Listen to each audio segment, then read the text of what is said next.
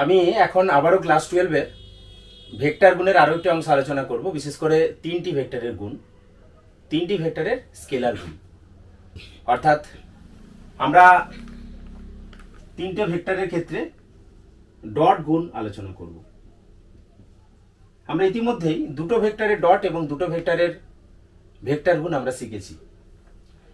তো আমরা যদি ধরে নিই যে এ ভেক্টরটা আমাদের a1i plus a2j plus a3k এই আকারে আছে, B ভেক্টরটা b1i plus b2j plus b3k এই আকারে আছে, সি ভেক্টরটাকে যদি আমরা c equal to c1i plus c2j plus c3k এই আকারে নেই, তাহলে কিন্তু আমরা বি ক্রস সি বের করতে ইতিমধ্যে শিখে গিয়েছি।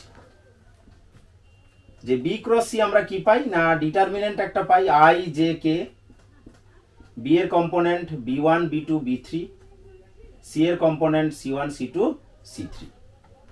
এবার এটাকে যদি আমরা ভেঙে নেই তাহলে কি হবে, আই ইন্টু আমরা ডিটারমিনেন্ট বা নির্ণায়ক মান জানি, ভাঙতে জানি, তো আই ইন্টু এটা পাবো b2 c3 minus b3 c2 minus J into b1 c3 minus c1 b3 এবং প্লাস কে ইন্টু এই অংশটা অর্থাৎ b1 c2 minus b2 c1।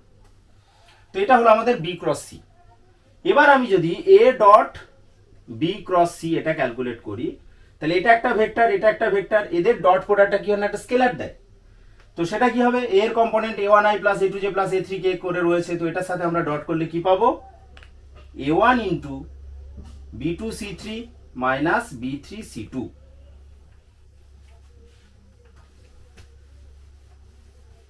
Next পাবো আমরা a2 এর সাথে এটা, তাহলে minus a2 into b1 c3 minus c3 minus c1 b3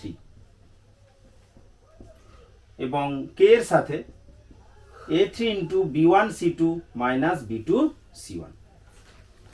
আসলে এই মানটা কি জানো, এই মানটা আসলে আমরা পেয়ে যাই determinant of a1 a2 a3 b1 b2 b3 c1 c2 c3।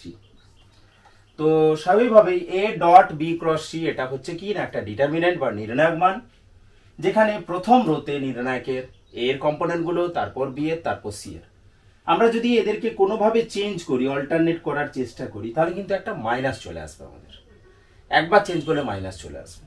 এবং এই a dot b cross c কে আমরা একটা নতুন নোটেশনে লিখি উইথিন থার্ড ব্র্যাকেটের মধ্যে a b c। এই তিনটে ভেক্টরের ডট প্রোডাক্টকে আমরা অনেক সময় বক্স প্রোডাক্ট বলে থাকি। তো বক্স অফ এবিসি আকারেও আমরা পড়তে পারি। আমরা দুটো করে স্টেপ যদি চেঞ্জ করে নিয়ে আসি তাহলে কিন্তু আমাদের নির্ণায়ক মান সেম থাকে। তাই বক্স অফ এবিসি সমান বক্স অফ সিএবি এবং বক্স অফ বিসিএ। তো এইগুলো হচ্ছে আমাদের প্রত্যেকটা মান কিন্তু সমান। আর যদি আমাদের এই তিনটে ভেক্টরের ডট প্রোডাক্ট অর্থাৎ যেটা আমাদের বক্স প্রোডাক্ট বলছি, অর্থাৎ বক্স অফ এবিসি যদি শূন্য হয়ে যায়, এই বক্স অফ এবিসি যদি শূন্য হয়ে যায় তাহলে কিন্তু আমাদের তিনটে ভেক্টর কোপ্লেনার বা একতলীয় হবে। তো তিনটে ভেক্টর একতলীয় কিনা সেটা আমাদের দেখার জন্য কি করি না, আমরা box of ABC K zero হচ্ছে কিনা সেটা দেখি। আর এই বক্স অফ এবিসি যদি জিরো হয় তাহলে আমাদের তিনটে ভেক্টর একতলীয় হয়ে যাবে। আর এখান থেকে এই বক্স অফ এবিসি বের করার মাধ্যমেও আমরা কিন্তু একটা সামান্তরিকের এই বক্স অফ এবিসি বের করার মাধ্যমে আমরা একটা আয়তঘনের আয়তন আমরা বের করতে পারি এবং সাথে চতুস্তলকের আয়তনও বের করতে পারি, যদি সেখানে বাহুগুলো এ বি সি দ্বারা বা এ বি সি ভেক্টর দ্বারা প্রকাশিত হয়। চতুস্তলকের ক্ষেত্রে আমাদের 1/6 বক্স অফ এবিসি হবে এবং আমাদের আয়তঘনের ক্ষেত্রে বক্স অফ এবিসি হিসাবে আমরা পেয়ে যাব। তো বিভিন্ন প্রবলেম রয়েছে, তিনটে করে ভেক্টর দেওয়া থাকবে, সেই তিনটে করে ভেক্টরের ক্ষেত্রে আমরা এই বক্স প্রোডাক্টটা বের করে নেব, বের করে দেখে নেব যে এই বক্স প্রোডাক্টটা জিরো হচ্ছে কিনা।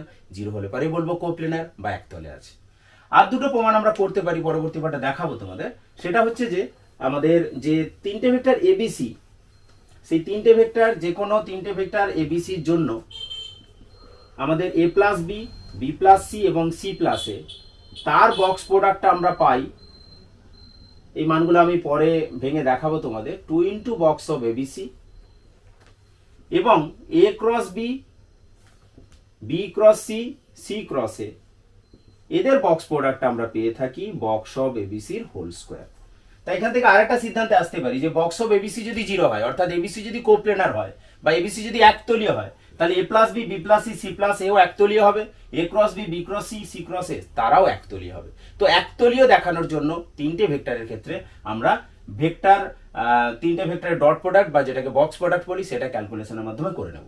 চারটে ভেক্টরের ক্ষেত্রেও কিন্তু আমরা একতলীয় এইভাবেই দেখাতে পারি, অর্থাৎ চারটে ভেক্টর যদি আমাদের আলফা, বিটা, গামা, ডেল্টা দেওয়া থাকে, আমরা কি করব, একটাকে ফিক্স রেখে দেবো। ধরো এ সমান আমি ধরে নিলাম বিটা মাইনাস আলফা, এটা ক্যালকুলেট করে নেব। বি সমান হিসাব করে নিলাম গামা মাইনাস আলফা, সি সমান আমি ক্যালকুলেট করলাম ডেল্টা মাইনাস আলফা। তো এই এবিসি পেয়ে যাব, এবং এবিসির যে বক্স প্রোডাক্টটা সেটা যদি 0 হয়, সেখান থেকে আমরা বলতে পারবো যে আলফা, বিটা, গামা, ডেল্টা তারা কোপ্লেনার বা একতলীয়। তো বিভিন্ন সমস্যা আছে বইতে, যা যা রয়েছে আমরা প্রত্যেকটা অঙ্কই আলোচনা করব পরের পার্টে। ওকে, থ্যাঙ্কস ফর ওয়াচিং।